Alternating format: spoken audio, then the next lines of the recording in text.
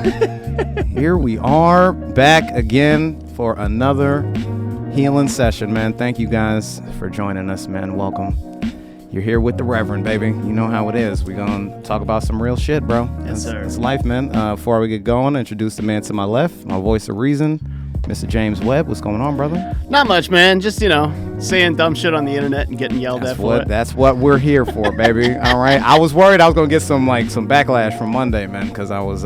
What kind of feedback did you get? I got good. It was good. This is good stuff, man. Everybody, thank you guys if you watch Monday, man. I know I spent a long time just talking about some of my frustrations with, comedy, what the scene is like, things that can really get to a comic who's coming up and things like that, man. And, the real reason I expected it to get weird is because, people, like, when you're hungry and you working and you really trying to, come up and stuff like that, and you just start saying, hey, man, I'm ready for another shot. I'm ready for something bigger. People always look at you like, oh, you just complaining about, and it's like, well, yeah, you know what I'm saying? Yeah, I'm complaining, bro. I'm blood, sweat, and tears, baby. You know what I'm saying? Like, I'm just trying to. Sometimes it's okay to complain. It's just you got to be seen, man. That's all. Squeaky wheel gets the oil, man. And just so y'all know, it's not like I'm out here, been sitting on the couch 6 months then complaining about time, bro. You know what I mean? I'm out here in the dirt, literally in a park, sitting waiting, bro.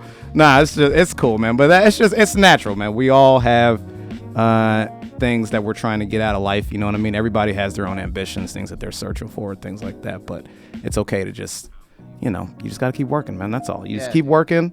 If you feel like you deserve more, you know what I mean? If you've put in the time and effort, ask for more. You know what I'm saying? And then just go from there, man. That's how the world works, bro. But today's episode, I'm actually very excited to talk about an individual, somebody who has actually kept me motivated throughout the years, somebody who I've worked with since the beginning of my comedy career, bro. Honestly, this next person coming on is one of my oldest friends, not just in comedy, but in general. You know what I'm saying? We go way back. I'm going to go ahead and cue him in, man. You guys are listening to the legendary, the very, very funny, two-time, not once, but two-time wrestling champion, Mr. Jared Waters. What is up, brother? Before we start, Dwayne, let's give a round of applause for that intro. Whoa, that was a little Love Below, like the opening. You know what I mean? You like that, bro? Thanks, man. Some say Atlanta, some say New York, some say Petty Fraser. Who knows where this flower grows? Yeah, bro. That's beautiful. Who made it? You did. That was hot. I was like, man, it sounded like that original Love Below, Outkast. Yeah, that's the whole vibe of the show, man. So I originally, when I started this, just to tell you right, so I was like, I think I used to do Hood Nerds podcast. I was doing that for a few years. Yeah. And then I hit James up just on it was during the pandemic, and I was just like, I kind of just want to just talk about some shit, bro. I'm glad I just got shit I just want to just talk about. I don't know what, I just want to talk. And so I came in here to just have a quick little chat, and it just turned into a podcast where I could open a platform for people who feel like they're not being heard, or feel like they got shit on their mind that they just need to get off their chest. That's how I feel came from. I love it. Yeah, man. And now we on episode 30, man. This is number 30. So we very happy. My brother's high school number. Yeah. Oh, really? Mm-hmm. What did he play? All the time. He was football and basketball. Every number 30. My cousin wore 30. I was the one that didn't wear 30 playing sports. Oh, man. What was your number? 23. Oh, of course, man. There you go for the GOAT, baby. Right. Yeah, 23. I was football 23 and wrestling. We ain't had no numbers. We just had singlet 1. Oh, that's singlet 1. We ain't have no numbers in wrestling. That's funny as fuck, man. How you been, bro, man? I was like, we don't get to talk as much as we used to, bro, but it's always nice hearing from you, man. We crossed paths, what was it, 2 weeks ago? Yeah, when I was in New York, yeah.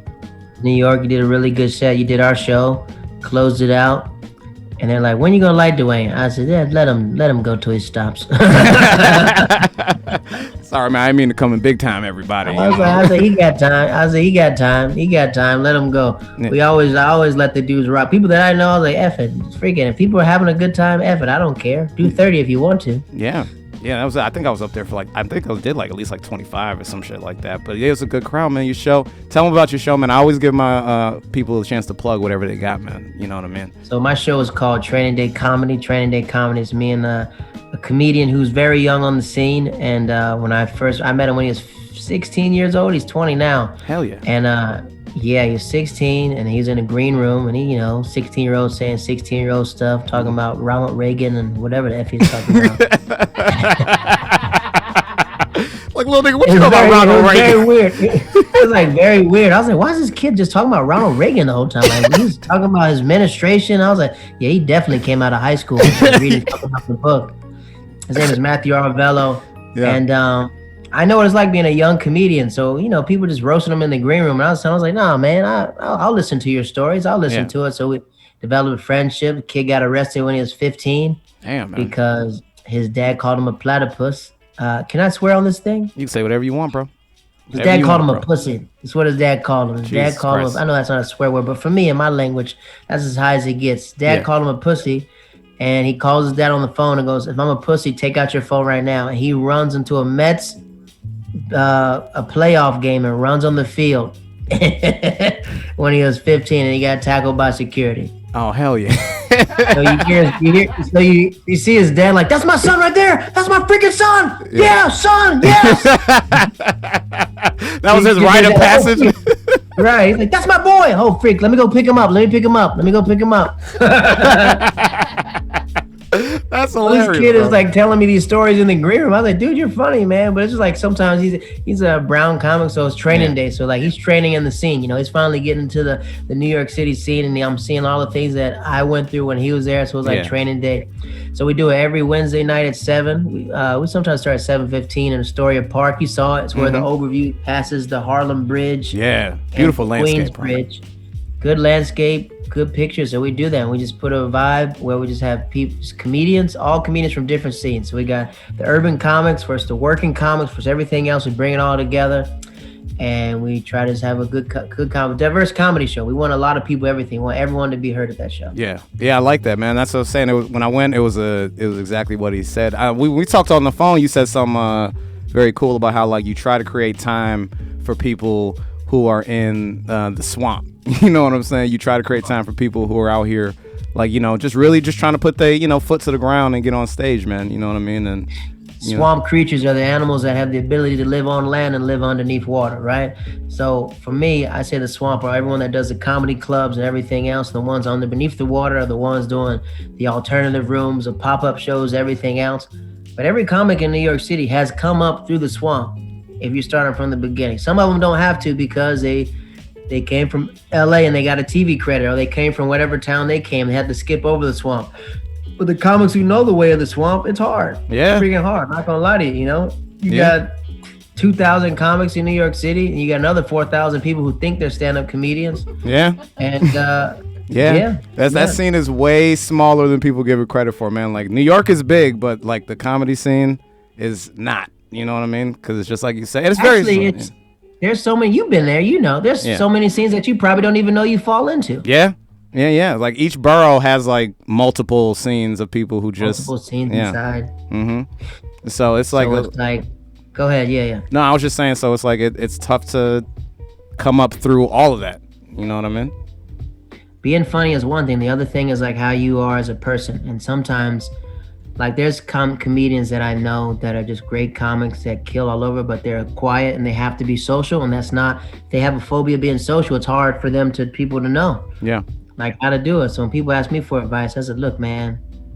One time I was talking to a guy who was at an open mic and he bombed so bad, and I said, hey man, you want some candy or something? Like, I don't know how to help you, bro. I don't know what, next thing you know, this dude did the Tonight Show the next night. I said, shoot, maybe it was the Skittles. I don't know what it was. Yeah, did I give him something? Right. Yeah. So it's just like being nice, because you don't know who anybody is. You don't know who who. This comedian name is Kareem Green. Does all the HBO stuff, been doing it 20 years. Yeah. They said to me, because even though if I don't think a person's funny, I'm not going to disrespect the person, because they might be funny later in life. Yeah. So he might not be a funny comic, he might be a funny director, he might be a funny producer, he might be a funny casting director, so you don't know who these people are. Yeah. So you can treat them with respect. Yeah, I'm nice like that. I gotta tell you, when comics don't put the work in, that really grinds my graham crackers when people don't put the work in, and then they'll hit me up like, "Hey, give me a list of shows." I'm like, "Go find it yourself." James, what was we just talking about? That's the whole conversation all week. 30 minutes. I've been talking to this nigga about this for 2 weeks, bro. The same shit, dude. Like, yeah, and then you give them the list, and they don't even show up. You're like, why? What am I doing? I gave you the list. You know what I'm saying? And you still not showing up. Like, oh my God. Everyone gets help. When I got to New York, a few comics, I asked where to get the open mics, and they gave me a long list. I followed the list, I had to update the list, everything else, and I can always give a person a list. But me and this comic recently were talking, and he said to me, he goes, "Where are all the shows?" I sent him a whole list of shows, and I told him all the producers, and he asked me, like, "Who are these people?" I was like, "If you don't know who these people are, you're not in the scene." Obviously. And he's all like, I'm new here. I was like, "I've been in New York 4 years. You've been in New York 3 years. What is new about New York City?" We're all in this pandemic together. Yes. There's not that many shows, so everyone should know what's going on. Yeah. Yeah, but I'm not. What do you say? I'm not American. I said, then you're gonna get on faster than me. Yeah. Hell yeah. Black. Hell yeah. I was like, at a black. I said, and look at every show. There's probably one black person on the show, and he's probably the host. And he goes, he books me on the show. He goes, look, I said, look at your show. You got one black person on the show. Yeah. And he's like, no, I had two one time. I said, that's nice. That's nice. I'm glad you got two. Glad you got two up there.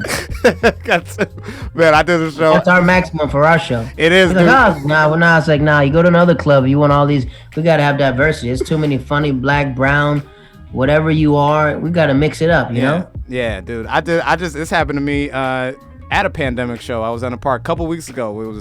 They had one black dude booked, right? I came to watch. And then the dude was running behind. So they panicked and were like, "Do you want to do time?" So I was like, "Yo, you going to give me time? I'm going to do it." You know what I'm saying? So I said, "Yeah, I'll do the time," not knowing that it was because the other black dude didn't show up. And then the other black dude came.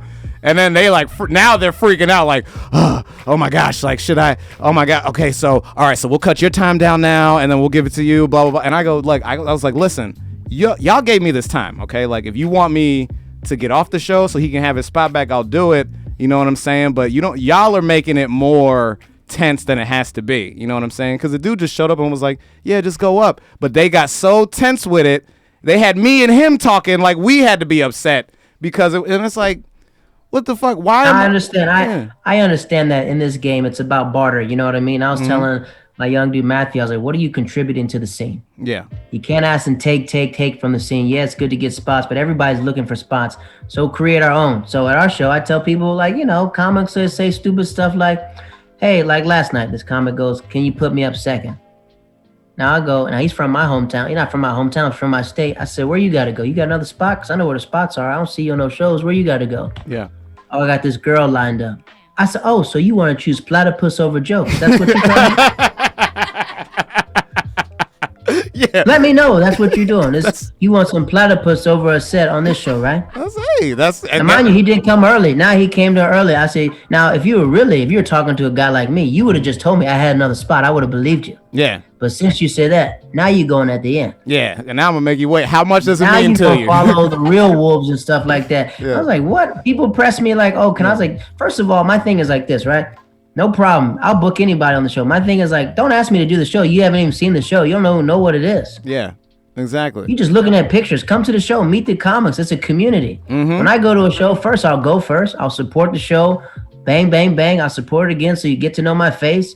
Then it's like, Jared's here. If someone drops out, I'll be here. I'm not going to go to no random show I never met. It's like, here's a tape. Some guy says, for your consideration.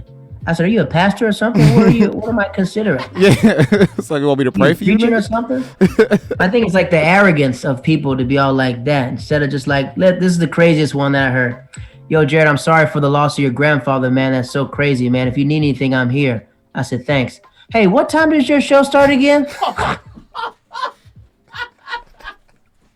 Oh, no. Like, the thing is, like, sometimes I guess people don't understand. Like, I haven't been a stand-up comic all my life. I've traveled the world. I interact with people, and I know people in different body language and everything else. Like, look, the worst thing you can ever do is to think you are above me. Yeah. I think a lot of comics don't understand. We're all on the same playing field. This pandemic has made people realize that comics that you look up to are insecure.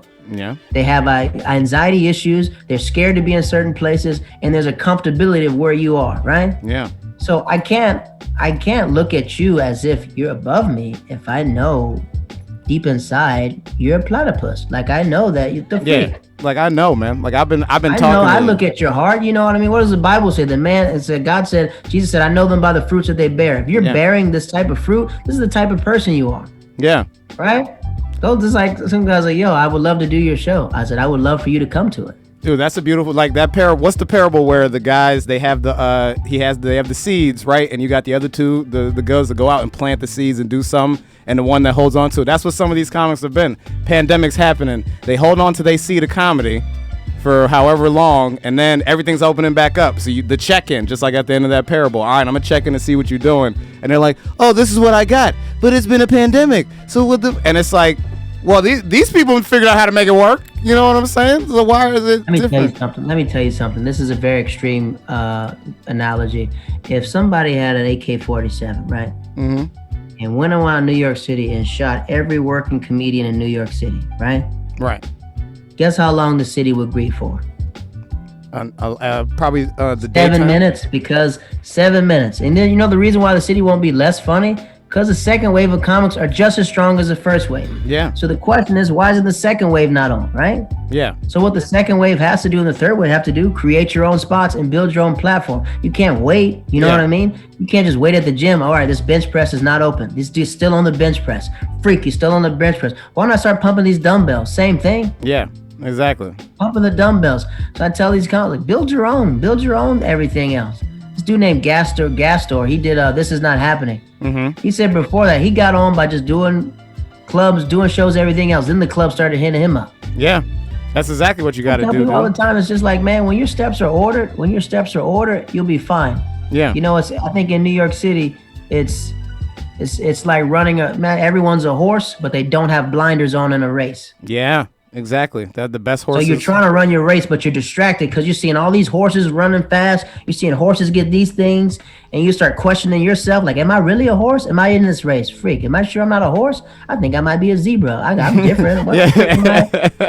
Am I still a horse? Am I still in this race? Yeah. It'll get to your head sometimes. Yeah. It'll get there. It'll get to you when you wonder, like, how the freak did this comic, instead of realizing, like, there's enough food for everybody. Yeah. You gotta, like, worry about your own. Yeah. And people talking about the establishment. I was like, you look at the Bible. Jesus wasn't in the church. He was out with the people. Yeah. Right outside the church. He do all this right outside the church. There's nothing new underneath the sun. Exactly. Did Charles Burnett, the guy who used to do all those outdoor shows, hundreds of shows, he got on SNL, but he couldn't read it. So he got fired or whatever. Everybody's out show. Freaking, so many comics used to be outside. Venice Beach, everything else. Comedy used to be outside. Yeah. Didn't Dave Chappelle start outside? Everything. Dave Chappelle used to do. DC, that whole area was like outside. Yeah. Dude, talking in general. Public speaking has been outside, dude. The Roman Coliseum. All these ancients they were built for acoustics to work for you to be outside. You know what I'm saying? You're in the park. Same thing. Yeah. You can't do a bit and a dog doesn't bark at you. Is the bit working? Those are the best hecklers Is right the bit there. Really? Is the dog feeling it? I've probably been barked at by 6 different dogs. I did a set where I do like to the Planet of the Apes. I had 7 dogs barking me at the same time. Yeah. You got to the point where I understood what they were saying. One of them was like a former police dog. He was telling me, apologizing for what he did in the 60s. But everything else. That's an old ass dog, bro. It was, man. It was an old German Shepherd. It looked like his fur was all ripped up. He looked like he was in a project. That project wherever them. Remember when they used to leave Shawshank? Remember that shitty apartment they all had to move into? Like that's what he doing. Oh man, dude. Yeah, dude. You were here. I was here when you were here. Mm-hmm. Like when I was here, you stayed. Then you left. It's humbling being here. Yeah. Because it's like if you knock down a couple trees in Florida, does it matter in New York? Yeah. No, but it matters to you. Yeah. You know, just because whatever you accomplish in your town does mean something to you because that experience that you have works. Yeah. The experience that you works. Like I never would have thought being in Florida, doing outdoor shows, doing rooftop shows, being on the beach, trying to get people to listen. is nothing, because now in New York, I used to do this all the time. Mm-hmm. When I wasn't even that funny, I was doing that. Yeah, dude. Now nothing's like no, go for it. Yeah, finish. I don't care. The rain, snow, F it. I remember being in the house in April. We couldn't go anywhere. Yeah. So why would you still be sitting here in October? You know what I'm saying? That's what, like, so a lot of people don't know. I'll give them a little history, especially with me and Jared. Like I said, we started comedy back in college in Greenville, North Carolina, when we were both in college, and the comedy scene was us. It was like 5 of us. We were the scene. So it was literally us doing exactly what everyone has to do now. Go outside, fucking grab a random motherfucker off the street. Remember that? Okay, this is my favorite Jared story. This is one of the first times we hung out, right? We did this show at our school, and there wasn't a good turnout that week. You know what I mean? Despite all the shit we had done. This is one of the first shows you did remember you went downstairs to the other talent show that was happening. Great rooms. Yeah, the great rooms. Yeah, we were in the great rooms, and then they had something going on in the theater. So Jared, bless you, brother. So Jared goes down to the theater. I think there was an Apollo show happening, and I don't know what you told them. I think you told them like Tracy Morgan was upstairs or like some random, whatever he told them. 200 people just start filing into the fucking room, and we had a show. I told them we're giving free PlayStation 3s. Yeah. I told him we're giving free PlayStation 3s and iPod Classics, and everybody walked upstairs. Dude, it was so many people. And they're just filing in. Like, we about to wrap up, too, and they just filing in, bro, coming in. And we do the show, bro. Like, it's like by any means necessary, man. People don't understand. You don't understand what that's like if you've never had to deal with it. You know what I mean? So when it starts like... And we were doing that when we weren't that funny as well. We were just doing that with just the most most ratchetest, disgusting humor ever. Nothing. No structure, no anything else. Remember me and Big Puddin'? Used to remember our boy Big Puddin'? But I remember he used to take his shirt off. He had nipples like a pit bull. These big ass nipples. And then he rub his chest and shit. Yeah, I was like, golly, how you floss your nipples? Bro, his nipples. Yeah, we used to do but that's the point is any and everything we had to do to get time, man. That's what we fucking did, bro. You know what I mean? And that's the mentality. That's why I feel like, you know, I always battle with this. Like, I wonder if people are gonna be frustrated with me when I speak on, like, you know, putting the work in, being out here, giving people who work hard a chance to do more, because you have those insecure people you were just talking about who are going to be quick to be like, well, you know, it's just, I don't think that's what you need to be talking about. I don't think that's what you need. It's like, no, bro, I'm working, dude. I'm working. You know what I'm saying? So what should I say? Yeah, who are you to tell me what to do? Yeah. And people will do this. They'll do backhanded remarks. Some comments are talking like, oh, Jared, I see your name on a lot of flyers. I've gotten good ones and bad ones, like, oh, that's crazy, right? And I said, that's the thing is, I'm not even full yet. Yeah. Yeah. I said, I'm not even, that's nothing to me. That's something to you, but that's nothing to me. I know there's more out there. Yeah. You can't give me a piece of the hog, not love me. There's a hog running out there somewhere. I had a dope comic from, me and him are friendly. He plays a seller and stuff, and he goes, dude, it's dope seeing that you're finally on shows. You've always been funny. Everything else is dope that you're finally rising up. And I was like, I appreciate that. And some comments I talk to, I'm just like, I understand. I respect the order. I respect the time people put into the city. Yeah. You know what I mean? Doesn't matter. You know, it makes me think like, man, if I would have moved here 10 years ago, if I would have moved here 5 years ago, stuff like that. But the thing is, then I wouldn't have had these life experiences. Yeah. You're definitely meant to be where you are in the time that you're in. You know what I'm saying? Like, I can't tell you how divine intervention. Me literally driving my car. My brother saying, hey, you moving to New York? I said, literally driving my car. My brother goes, you moving to New York? Yes. Don't worry about a roommate. I found one. Yeah. My roommate, my fiance at the time, her best friend's going, y'all gonna live together. Boom.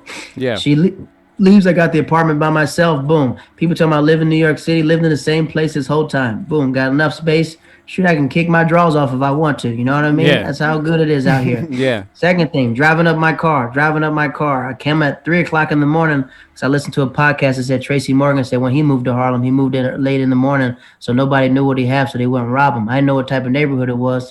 Turns out safest neighborhood in Harlem, but I still came at 3:00 in the morning. Yeah. Just to be safe. Literally when I called, looking for a job. Within a week, go to these, went to like one interview, they like wanted me, but I was like, this is Brooklyn, that's far. Freak, I don't want to go out there. Yeah, it is. You From know? Harlem, yeah. And I was like, I'm telling the lady, I was like, let me call you back. I was like, people are offering me jobs and I just don't feel like going. Literally a job called me 7 minutes away from my house on a train. Can you start tomorrow? Hell yeah, bro. Yeah, that's divine. That's Start divine, tomorrow. bro. You can't tell me divine intervention. And on the job interview, have you ever taught another grade? I've only taught kindergarten. Moved another girl out of her original class to put me in it. Yeah, that's all. That's all. This divine, is God's bro. plan, homie. This ain't mine. Yeah, you just got to keep working on it. Dude. Yeah, when I was like frustrated for what? Right. Like low key, I remember I listened to your podcast and I heard you tell that story on it. Which if you don't mind telling more people what that podcast, what it's about, because I really like it. I think it's like really good. This podcast is called One Man, One Tree in a Hill. It's a podcast about being alone with your own thoughts. And it's about making a time capsule of a person. So imagine your great-great-grandparents or your grandparents having their thoughts when they were like 30 or 25, their intimate thoughts. And you're making a time capsule for your grandkids. Yeah. And then we're not doing that. We review One Tree Hill episodes. Oh yeah, dude. I listen, dude. I'm about to steal my roommate's Hulu password because the way this man was describing One Tree Hill episode, that boy Luke, he was like, Luke is a cold ass dude. I like this guy. I was like, yeah, I gotta. Dude, man, yeah, dude. I thought it was a drama on that show, yeah. But I realized that people love One Tree Hill. And I was like, F it. But it's like, man, I was like, we're not doing it for us anymore. We're doing it for our the future. You know, imagine all this technology. Mm-hmm. Pass it down. All these podcasts that we do, there are gonna be times where your grandkids are sitting like, man, my grandpa was going through this. Mm-hmm. Yeah. He was doing this. Yeah. He was doing that. I didn't know who my grandfather was as a young man until he had Alzheimer's. Right. And then he was telling you his stories and shit? Yeah, it was just like, I was like, what did you say to me? He goes, yeah, that's my girlfriend lives there. I said, what? Yeah, I got kids in there. I was like, kids? That's my dad. So you got older brothers? Yeah, you didn't know that? I was like, yeah, I just went by their house. Yeah, nah, the secret. Yeah, families keep secrets, bro. Like I'm learning more shit. It wasn't a secret, but he was just old, you know. He's Yeah. like, when people tell me like stories about him, I was like, I met him when he was old, but when he got as a young man, he'd tell me all this stuff. Yeah. Also, with all due respect, man, before I continue, man, I do want to say because I didn't know about your grandfather, and my condolences to you, brother. Because I know. Oh, it's all Yeah. good. When you live, I got a few. That's my oldest grandfather. This one that just passed away. It's when you lived your life to the fullest, man. Ain't nothing to be sad about. Hell yeah. I think it was one time he married his wife when he was 16. My grandmother's 16. Okay. And they had what do you do? They had their renewal of the vows on their 50th anniversary. They had a real wedding because back in the day, poor people didn't have weddings. They just jumped over brooms. Yeah. So he's sitting back there in the green room, not green room, but he's sitting back there telling us about marriage and stuff like that. About, you know, he's talking to my cousin. My cousin was on his 5th wife. So my cousin's really, it's going through one ear, going out the F. And he looks at me. He's on his 5th wife, you know. Yeah. My cousin, he's a black Donald Trump, minus the racism. But Right. he's sitting there talking to me about, I think I'm like 20. I mean, I'm 20. And he's all like, you know, I married the girl of my dreams when I was 16. We've been together for over 50 years. He goes, you know why I married the girl of my dreams when I was 16? And I said, because y'all didn't have no technology and y'all couldn't see what else was out there. I never seen him just switch, and he smiled at the end. But I was like, oh, maybe I shouldn't throw this joke out here. Wasn't no OnlyFans back in the 60s, baby. You know what I'm saying? Y'all didn't even know how to contact people, make long distance calls. What the? Of course you're gonna marry her. You didn't know what was out there. What was a thirst trap before social media, bro? You know what I'm saying? Yeah. Shave the dove to the right side. Oh, okay, quick. This girl got smooth hands. This dove got a shaved back. Dude, remember Ray Charles though? Ray Charles used to feel chicks' wrists to decide how cute they were. I'm like, that's not a good indication of how cute somebody is, bro. Ray Charles had to be hitting some busters, for sure. He had to. They got these old sayings. I forgot my other grandfather's friend. His name was Harold. And that's an old ass name. You know right how there. they had Alzheimer's, so they would go back to how they were as dirty men. He goes, you know how to cut the mustard? And I was like, what did you say to me? He said, you know how to get down there and cut the mustard. I was like, cut the mustard? What does that mean? He goes, come on, how you cut the mustard? And one time I go inside the refrigerator and I open up this mustard jar. And I stuck a knife in there and go, I said, Oh, is he talking about? What did he just ask me? Do I know how to do? this dude's trying to find out. True What story. True story. I was like, cut the mustard. What? And I was like, oh, Oh, you trying to? what did this old man just ask me to do? Yeah. I was like, freak, these old men are wild. Yeah, they old people do. My grandmother's in a nursing home right now, man. And the thing I'm worried about most is the fact that old people are horny as fuck, bro. Like that's what I'm saying. Like I'm trying to go see her because I don't want her to run into a Harold and then have that nigga talking that cut the mustard shit.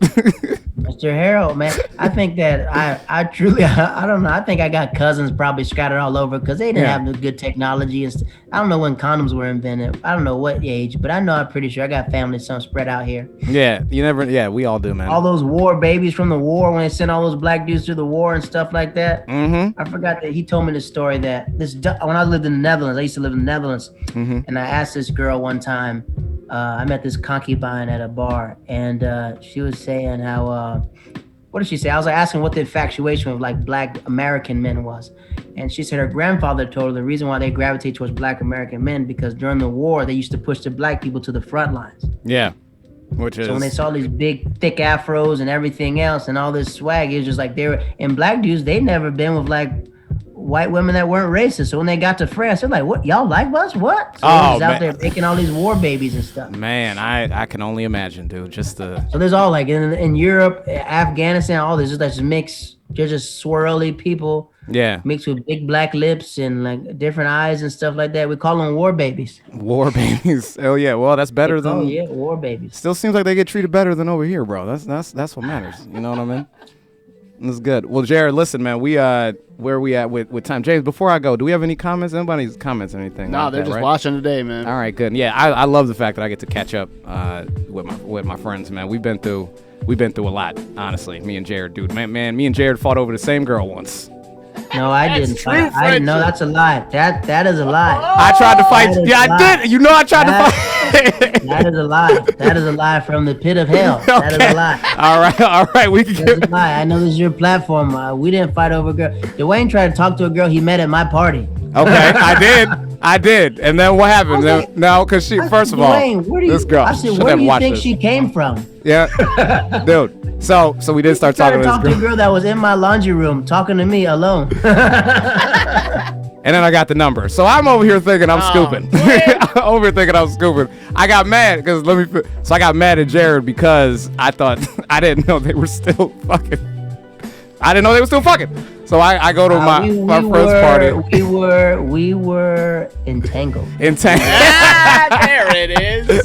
We were not. I did. effing. I tried to run up on We my were- man, dude. We were sinning. Yeah, I tried to run up on my man. Dude. I got. I look back on it, dude. It's not my favorite time, dude. But I was. I Listen, tried to run up Dwayne, on him. this is what Dwayne was doing. So Dwayne, she was telling me, I was like, she said, "Oh, I'm going to Dwayne's house to play Mario Kart." I'm like, "What the Mario Kart? What? That was my game back then, bro. You know what I'm saying? Were y'all Listen, playing hey, Super Mario Brothers or took me some something like time. that?" We played a lot of Mario Kart, boy. You know what it was? Mario Kart. We played. Drove to your dorm room in yeah. my car. Yeah, well, she did. Dude, I'm telling you, see why I wanted? I was so, man, I was so jealous. Because you can see, I was so jealous of Jared because of how much I like this chick, dude. It made me so fucking mad that so like I was just like I was at Whitey's house, and finally It wasn't just Dwayne. Every comic had a crush on her. Every single comic did. Well, but we were the only ones talking to her, and then you were the only one fucking. So that because Jared knew what he was doing, and I was over here like, come on, man, my Mario Kart game has got to mean something. It did, man. You know what I'm She'd be saying? sitting there. She'd be sitting there talking to me like, "I hung out with your friends Whitey and Dwayne again." Yeah, she was like, yeah, she was toxic. She was. What was her? Oh man, fuck. What was her name? "You knew what her name is. Don't you lie. You know what the name is. I'll no. leave her. I'll leave her name out of this." Yeah, But let's I say don't- that yeah, off I there. remember when who Dwayne was told her? me, I was like, "That's what you're mad about?" No, it was years, dude. It was years, bro. Fucking that we ran up because we argued about it, and then we wouldn't talk, And then finally we reconnected, and I talked to him, and I was like, yeah, I I held on was to that upset shit for about years, something bro. else. I didn't know it was Yeah. about her the whole time. I thought you were mad about something else. Well, the other thing I did that because of that. You The know other that. thing, Yes. this is why I say the other thing why I thanked you for, because it made me stronger as a comedian. Yeah, it The other did. thing made me stronger as a comedian because I moved on and realized I was like, look, man, when you told me that, I was like, man, all this over her? Freak, I didn't even know that. I was like, man, you're tripping over one of my, I'm not gonna say one of my, I was like, you're tripping over a girl that you met at my party serving drinks. I thought she was. Hey, nigga, you bro. I used to fall in love Imagine quick. somebody Bro. everybody leaving the party and one chick stays. Yeah. And then I'm still sitting there like, hey, you what are you doing? What are you doing later, bro? Like, what are you doing, man? I said, she lives here, sir.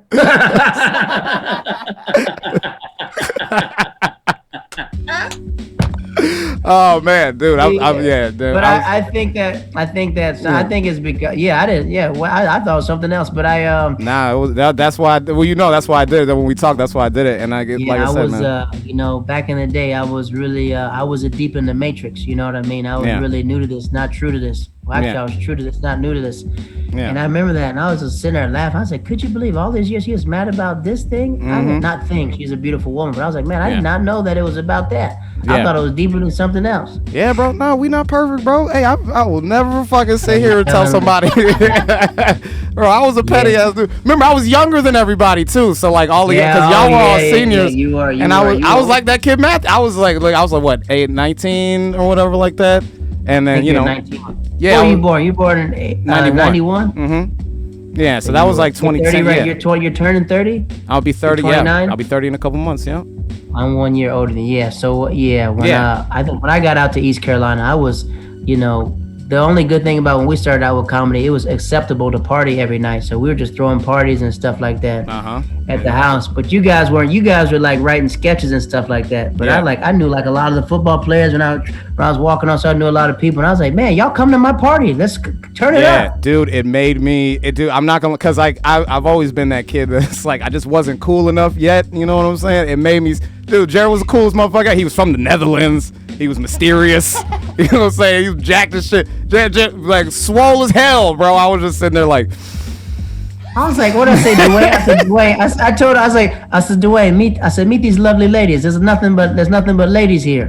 Yeah, I was just like, he tried to fall. I was like, man, out of all the chicks, you fall in love with the one I got. But nobody knew. Hey, I was fucking. Now thinking about it, I was wondering. I was like, they over here talking about Mario Kart or whatever. I'm trying to introduce him to different chicks. He's not even. I was introducing man. Hey, man, I blended the comedians with like the main campus. Yeah. Yeah, it was actually that first night. It was actually Harry Potter we talked about. Yeah, I was like, what the fuck? Harry Potter. I thought I know. I was like Harry Potter. Niggas though, but it's just like your boy talking about Ronald Reagan. Like he should be talking about that Met story. He should be talking about his family shit. He over here talking about Ronald Reagan. That's the shit I was on back in the day, man. Look, I remember you. I remember you were like, you were knocking on the door. Like, what are you doing in there? I said, what do you think I'm doing in this laundry room? Yeah. I was like, well, can I come in? Can I come talk to this? Then they're like, Dwayne left. He's like, he's upset. I was like, what's he upset about? He was, yeah, man. I was. But the good thing is, I think that especially as men, sometimes as men, we don't know how to express ourselves and to understand. Like when we were hurt, like we've been knowing each other for like, what is it, 16 years? Now, now it's a lot of years, bro. 14, 2006. Well, I don't know how long. It's been a long time. Oh, Pretty much 10, maybe 10. It's 10 definitely years, over 10 years for sure. But it's like 10 years. And I think at the time, sometimes as men, we don't communicate saying like that. Some things I thought what was understood and you saw completely different. Mm-hmm. And I was like, man, only thing we had to do is just talk about this. Yeah. And I'm just thinking of something else. You're thinking of that. I said, man, I didn't know I took the girl of his dreams. Man. Yeah. Well, no, trust me, it was not, honestly. I mean, at the time, you know what I mean? Dude, and you know how that shit ended, bro? She was her telling me that like, yeah, you really just need to like go like get your shit together. She was like, I don't think anyone's gonna like you if you don't show any kind of confidence or anything like that. And I was like, and I told her, I said, don't tell Dwayne that. That's mean. Don't tell him that. Yeah, she was. Yeah, she really did. She was like, no one's ever gonna want to be with you. Yeah. I was there. Yeah, I was there. She was there. Yeah, she was probably there on. Yeah, because I was a nigga. And then I'm not even gonna lie, bro. I was supposed to be watching. This is how fucked up it is. I'm supposed to be watching Gladiator with my boys, right? I'm on the phone with her, fucking just. Why? How come you don't want me, man? Like Will Smith and fucking Uncle Phil. Like, how come you don't want me, man? And she was just like, yeah, no, we're not. I was like, yeah. That's trial and error, baby. I was like, really? I said, really, Dwayne? She's like, yes, Dwayne is madly in love with me. Yeah. I said, y'all didn't even talk. What were y'all talking about? Man, I got. I was said, no, he found his black queen. Yeah, and it was and then. One telling, no jokes either. Just out here trying to. That's how I know. That's why I tell people all the time. A woman. Yeah. Not a woman, but two men and one woman. It could cause wars, man. Yeah, it did do. It cause wars. Think about it, like I said, like we couldn't have, like we never still been friends throughout this time, bro. You know what I mean? We just let that shit fall. What I tell you in Brooklyn, I said, man, if I would have known that, I wouldn't. I said, I don't care, man. I said, yeah, you would have let it go there. That's what I'm saying. That's what if you. I was not to treat a woman like that, but I was just saying, like, if you really, you know what I mean? I was like, yeah, I was a different man than what I was now. I was like, you would have told me, I would have introduced. I was trying to introduce you to a roommate or something like that. Oh, and that's this thing. I used to. Oh no, now I remember. I remember there's other girls at a party. I was like, hey, see who's the roommate? And you're like, what? You getting her too? I said, man, I'm a parking meter. I'm collecting dimes like parking meters, baby. I'm telling you, bro. Oh man, I need a time machine, bro. I need to take some people I talk to now back to college with us, bro. We used to it was just us, dude. And that's the thing. We were so close working together, so it made it very easy for us to get it became a family. You know what I mean? So it made it very easy for us to. Big family. Yeah, dude. Man, Wednesday nights. I was telling them. Remember, we used to take stage time from if you bomb twice.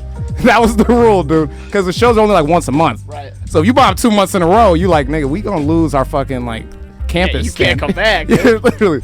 So we actually sat one kid on the bench. The disrespect we have for comedy to think you're doing it once a month that you're a stand-up comedian. Oh yeah. The disrespect.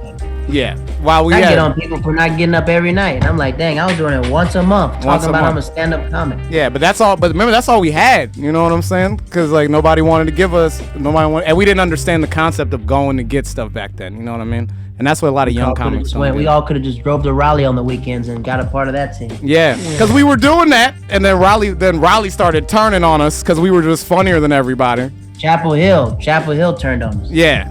That's the thing. We didn't even get into that's what I'm saying. We didn't even get into the club scene in Raleigh. We had a whole nother scene. We were just with colleges. Yeah. College humor is completely different than adult humor. Mm-hmm. And they were they were not fans of us for some reason.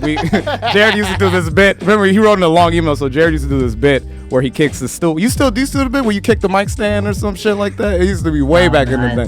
Long time ago. Some Chris Brown joke or something. Yeah, it was something stupid. We all had shit like that. Chris Brown shit. It was 2010. That's all that shit was going on. And these motherfuckers wrote this long ass post tagging only us, being like, these comics are so disrespectful, coming in here tearing up all our shit. Problem was, none of them said that to us. The mic stand. Yeah, all that stuff, knocking over, breaking our equipment. Nobody said anything to us when we were there. When we finished that show, when we left, everybody was like, oh, good job, guys. We'll see you. All right, take it easy. We'll see you. And then there was some those are some tough gigs, man. Tough gigs to be driving. Yeah, I think my. They made a documentary about us. When? Where? In Chapel Hill. There was a documentary on Vimeo about us that was circulating for 2 years. What was it called? It was these kids. It was comics from Chapel Hill talking about what is and isn't funny. And so the whole thing was based around their comedy scene and their college, Chapel Hill, their comedy. And then there were these 5 or 6 comedians that were sitting in a circle. It always cut to them, and they would bring up stories about their scene and stuff. And on 2 different occasions, they brought up us coming to visit Chapel Hill and disrespecting them and talking our shit. When all them niggas is doing Daniel Tosh bits, literally straight up coming right off of Tosh.0 doing those bits, and they were talking about us. Still doing stand-up? I couldn't tell you, bro. That's the thing. I couldn't even tell you, man. I was yeah. Probably not. Most likely not. Like I've told a lot of people, I apologize for my toxic ways. When I'm 91% free of being a toxic male. 91%. Yeah. The other 9% is just deep. It's embedded in me, and I can't get rid of it. But the other percentage, I've got rid of. Hey, you did. And I tried to I try to move forward. I think that when you grow up in a, not even toxic, it's just like I think jock behavior. When you grow up in, especially in an urban community, we roast everybody, we do everything else. So it's really frowned upon for people of color to express their emotions, to express how they feel, to just hold a lot of things in. So now I think I'm a whole lot better when I have a thing, I express it. I give love while people are due. I try to celebrate the people that are around us, and I celebrate you, sir. We had a falling out, we got back into it, you know what I mean? And I pray to whoever's in that Chicago comedy scene that you don't like the same girl as Dwayne, or he will try to hurt you. This is very true. I will. I'm very ruthless. Some things don't change, man. Listen, man. James, let me tell you something, James, man. Yeah, James, shout out to you, Big Game James. I don't know if you're white or black, man, but I can tell by web you're probably white. But that is correct. Whitey James, yeah, man. Keep working with Dwayne. Dwayne, he's very hungry, man, and Dwayne, he's always going for the gusto, man. I see it every day, dude. Are you on Tinder, Dwayne? Nah, I'm off the apps. You on Bumble? What are you on? Anything? Black people meet? Nah, bro, I just do it straight up in person, bro. I'm done with the apps, dude. Like, for real. It's a pandemic, man. Yeah. It's a pandemic. I know. It's but you can through the mask. You got it's a new type of game you gotta throw at them through the mask now, but could be some beards in the mask, but ain't nothing wrong with a girl with a beard. It's 2020. It's warm. It's warm. It's warm. Trust me, in Chicago, it's warm. You rub that face over that grizzly, boy. Hey, you know what I'm saying? I'm trying to. That's why I keep this little beard right here, so it's like Velcro, just in case we see it stuck together. You know that's what you call it? Yeah. Okay. My little whiskers right there, bro. You know what I'm saying? Little whiskers, baby. Hey, Jared, man. Little beard. I know what that was. It's a little thing. Well, not because I gotta glue it on both sides, so I got it looks like Moses is splitting your beard at the bottom. Right here. He can sit up on the mountain, holding his arms up, keeping them separate. Bro, Jared, before we leave, man, we got to get out of here. I want to give my guests a chance to just say whatever they want, plug whatever they want, give people a little bit of wisdom before they leave, man. Just anything you can tell the people. I'm going to say this, right? I'll give you a little wisdom before I go. What camera are we looking at? This one? Yeah, same one, baby. You've been straight on for our show this whole time, so yeah. I know I wanted to pan off and pan that way. Cue me back again. All right. Yeah, Jared, give people a little wisdom. Hey, yeah, I'm back. Oh, okay, yeah. You got it. I want to say this, man. I want to say this before I get out of here, man. There's a story in the Bible about David and Goliath. David and Goliath, you know the iconic story about David killing Goliath, and he brought 3 stones, right? He brought 3 stones, right? But my question was, when I was reading this book, is why did he bring 3 stones if he knew he was going to kill him with 1? And that's a good question. Like, why did he bring 3 stones if he knew I was going to kill Goliath 1? And the reason why he brought 3 stones and he brought more stones because there was more giants out there, and he's prepared to kill more giants after him. Yeah. But the thing about it was he didn't have to, because people got inspired and started slaying giants after he did it. So my thing is, in life, whatever you're doing in life, remember you're an inspiration for the next person or for anything else. Whatever giant you have in your life, you're slaying it, but be prepared because someone's going to get inspired by you. So when you feel down or when you feel out or you think like, maybe I shouldn't do this joke or maybe I shouldn't go to this business meeting or maybe I shouldn't become an entrepreneur or leave this job or ask for a promotion, just remember you're inspiring somebody else. So just remember, you're not doing it for yourself. You're doing it for someone from the side of you looking at you, somebody in front of you, someone behind you. So slay the giant in front of you. That's my message for today. If you're on Instagram, my name is Mr. Waters. That's MR Waters, the black dude on the horse. If you're on Twitter, Mr. Waters.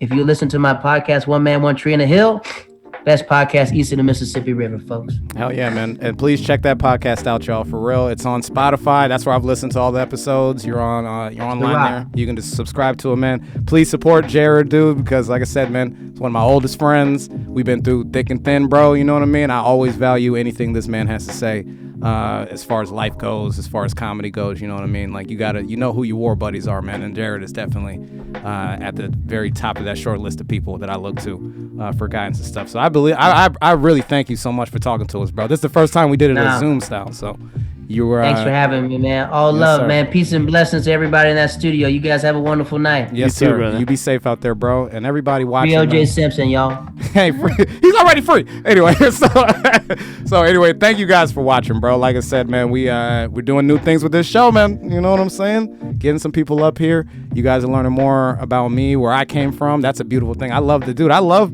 that dude. Like people, Demi Jo was just here commenting, and she said it's the greatest origin story ever. You know what I'm saying? I think that shit's great, dude. That shit doesn't.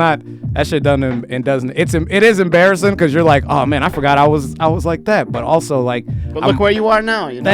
Thank you, man. I'm all about that, dude. We all come from somewhere. Nobody starts out on top. You know what I mean? Greatness from small beginnings. I restarted Uncharted this week. So greatness. I'll finish it. I promise I'll finish it. I will keep kicking Uncharted to James. But anyway, if you've been listening, man, thank you guys again, man. Again, subscribe to everything Jared is doing, man. Follow One Man, One Tree in a Hill on Spotify. Listen to his podcast. Follow him on Instagram, Twitter, Facebook, anything you can. Keep up with his work, dude, because he's going to be doing some great things here now and in the future, man. And like I said, man, if you enjoyed this show, you know where to find us, man. We always have our Facebook page. We go live everywhere from People of Comedy to Hood News Network. We'll be on, I'm about to drop the next 10 episodes on YouTube pretty soon. I got those downloaded. They're going to drop, so you'll get 2 full seasons of the show if you want. And we're just going to keep adding this show to different platforms and keep bringing you that voice that you may want to hear in a time when you may not be expecting it. You know what I'm saying? So without further ado, I'm going to go ahead and end on my favorite line, guys. As always, man, as we say every single time we come together, we can't all be perfect. As you can see, you just met my oldest friend. We can't all be perfect. We can't all be perfect, but we can be people, guys. All right, so keep grinding, man. Keep doing what you got to do. Keep slaying your own giants, bro. And we'll be back pretty soon. Thank you.